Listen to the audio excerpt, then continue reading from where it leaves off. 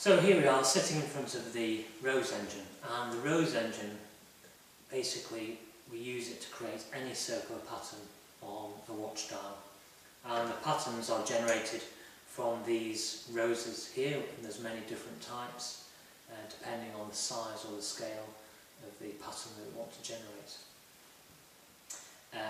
The head revolves, it's all hand operated by this wheel down here, and basically we load the work into this three-jaw chuck here at the front, and this is basically the machine. It's a lovely machine, it's Swiss made. Got the disc, and we just simply clamp it into this three-jaw chuck. Make sure it's well bedded, and then just nip it up. And that's it. But now the next stage is to centre the workpiece. Basically we need to, my scribed lines have to be brought on centre to the pivot point here, and obviously all the roses. So to do that we can bring this slide into position, and this is really sort of, I suppose, a compound slide, and then we just lock it off underneath. There's a big bolt underneath here.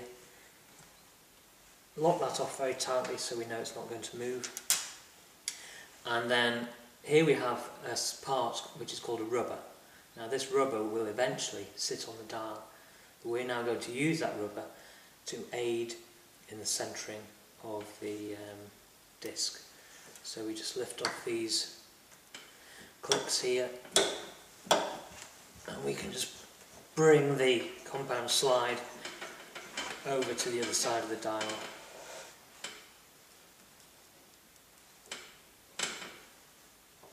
And basically what I'm now doing is just bringing that rubber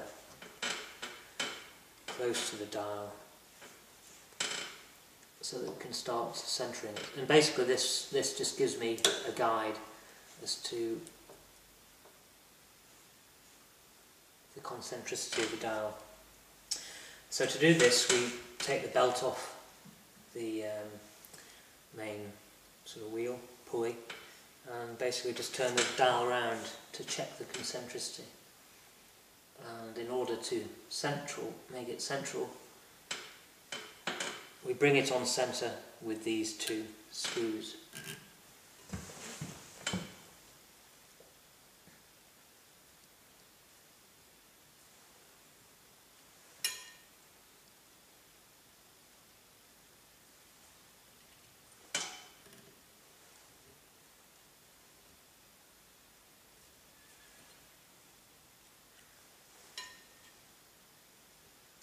And as we get it closer, we can move the compound slide across and basically reduce the tolerance.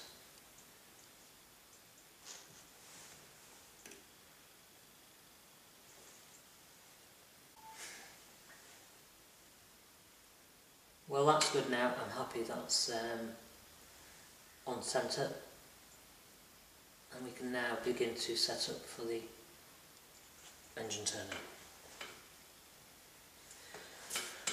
So we engage the wheel again, the pulley, sorry.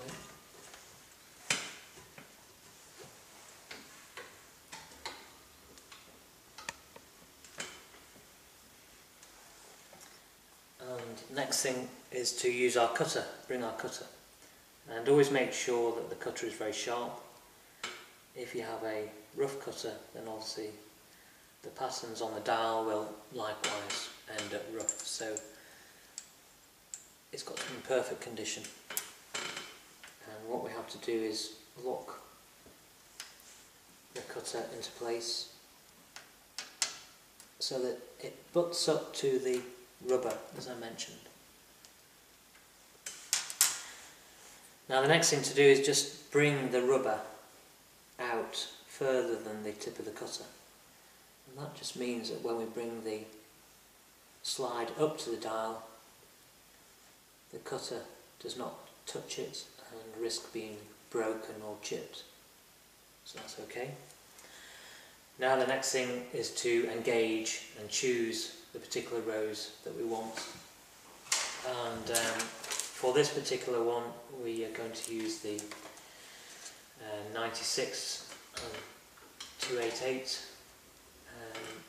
sections here and the 8th rows from the left.